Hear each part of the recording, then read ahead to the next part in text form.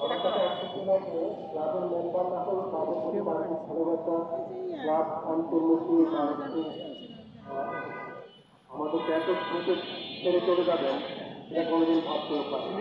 অত্যন্ত রুচিশীল মানুষ ছিলেন, পরিমিতি ভোট কথা কম বলতেন।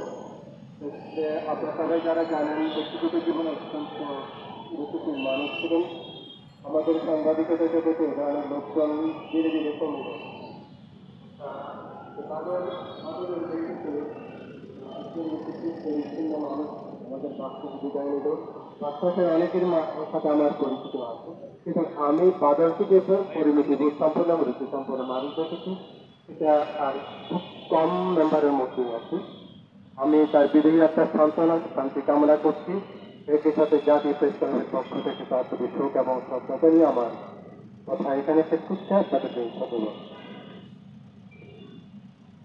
ধন্যবাদ। আমরা ছোট্ট করে শুনবো বাতিশাসের কিংবদন্তি সাংবাদিক আব্দুর রহমানের কাছ থেকে। এর আগে আমি জীবন মাহমুদকে আমাদের মাঝে ডেকে নিচ্ছি। জীবন মাহমুদ, আমরা কথা বলবো, কথা শুনবো আব্দুর রহমানের কাছ থেকে। রহমান ভাই।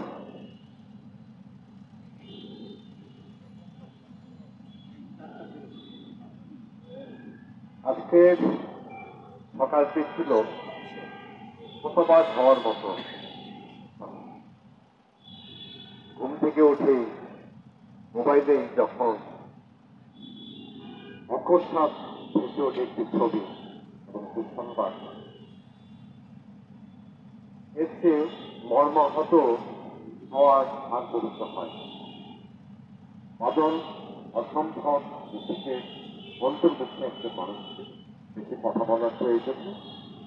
আমি মনে করি যে তার প্রতি আমাদের বিনম্র শ্রদ্ধা ভালোবাসাটা অন্তরেই থাকবে যতদিন আমাদের মনে থাকবে।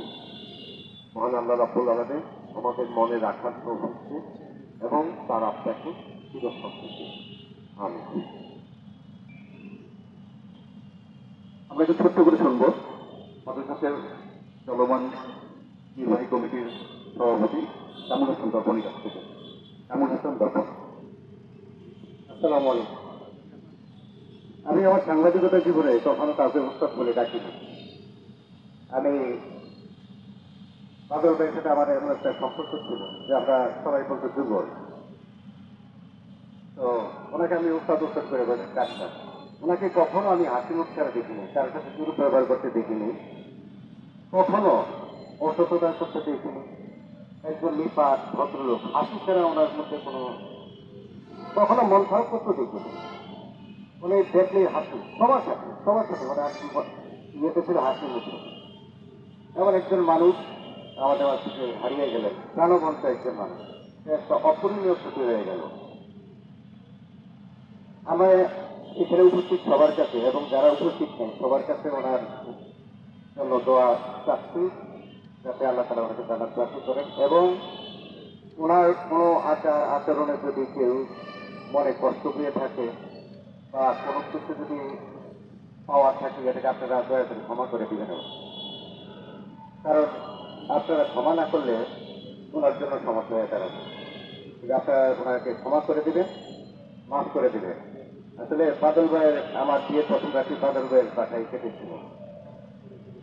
হ্যাঁ, কাজে মানে ওনার সাথে আমার যে সম্পর্কটা, কারণ সকালবেলায় ভোরে ভাবি আমাকে ফোন দিয়েছিল, সেটা জানা, আমি এটা বিশ্বাস করতে পারি না। যাই হোক, এটা অনেক দীর্ঘ কথা। আপনারা সবাই আমাদের বাদল ভাইয়ের জন্য দোয়া করবেন, আল্লাহ তাআলা ওনাকে জান্নাত নসিব করেন। আমি আমাদের যে বিসিএসের সাংগঠনিক সম্পাদক আমাদের নাইট ভাই অল্প করে একটু বলবেন, আমাদের বাংলাদেশের আরেক সিনিয়র সদস্য সুজন ভাই অল্প করে একটু বলবেন, আমাদের মুরব্বী ভাই আছেন, আমাদের সিনিয়র সদস্য আছেন, ওনারা একটু বলবেন যে অল্প করে একটু বলেন, কারণ ওনার পাঁচ আসর ওনার সাথে ওনার জানাজা আছে একটা। তার আগে আমাদের যে সাধারণ সম্পাদক রাহাত সাহেব আছে, রাহাত সাহেবকে আমি কিছু সংক্ষিপ্ত বলার জন্য। আসসালামু আলাইকুম।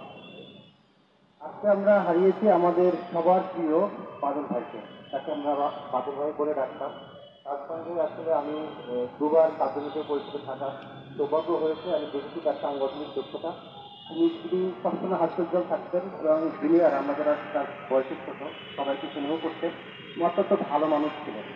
আজকের এই দিনে আসলে ওনার জন্য শুধু দোয়া করতে চাই, ওনার আত্মার মাত্রার কামনা করি।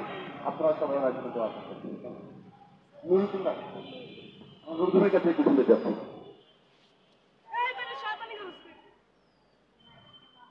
বিসমিল্লাহির রহমানির রহিম। আজকে আমরা যার জানাজার জন্য প্রস্তুতি নিয়েছি, এই বাদল আমার সাথে খুব একটা পরিচয় নাই, তো যে কদিন আমার সাথে পরিচয় ছিল সালাম মাহমুদের মাধ্যমে, ভালো লোক, তার কথাবার্তা ভালো ছিল এবং আমার অবশ্যই যেতেন। সালাম মাহমুদ এবং আমাদের আরেকজন আছেন হাফিজ, এর দুজনের সাথে আমার এখানে যেতেন, বিভিন্ন সময় আলোচনা করতাম। আমার কাছে মনে হয়েছে লোকটা খুব তাড়াতাড়ি চলে গেলেন, কারণ হাসি মুখের মানুষ ছিল। আর কখনো তার মুখে মলিন দেখি নাই, হাসি সে কথা বলতো। আমার চেয়ে যারা তার সাথে বেশি চলাফেরা করেছেন তারা আরো একটু ভালো বলতে পারবেন। তো আমি আমার নিজের পক্ষ থেকে বাংলাদেশ চলচ্চিত্র দর্শক ফোরামের পক্ষ থেকে তার প্রতি শ্রদ্ধা জানাই এবং তার সুযুক্ত পরিবার থেকে শুভকামনা জানাচ্ছি। আল্লাহ তাআলা তাদের বেহেশত নসিব করুন, আমিন। শুকরিয়া। আমরা সংক্ষেপে এই আয়োজনের একজন উদ্যোক্তা আমাদের প্রান্ত, তার কাছ থেকে শুনে এটা আমরা শেষ করব। ধন্যবাদ সকলকে। আজকে বেশি কথা বলার নেই। আসলে বাদল ভাই আমার সাথে যে খুব বেশি সম্পর্ক ছিল ব্যাপারটা তা না, কিন্তু আমি মন করেছি বাদল সদস্য হিসাবে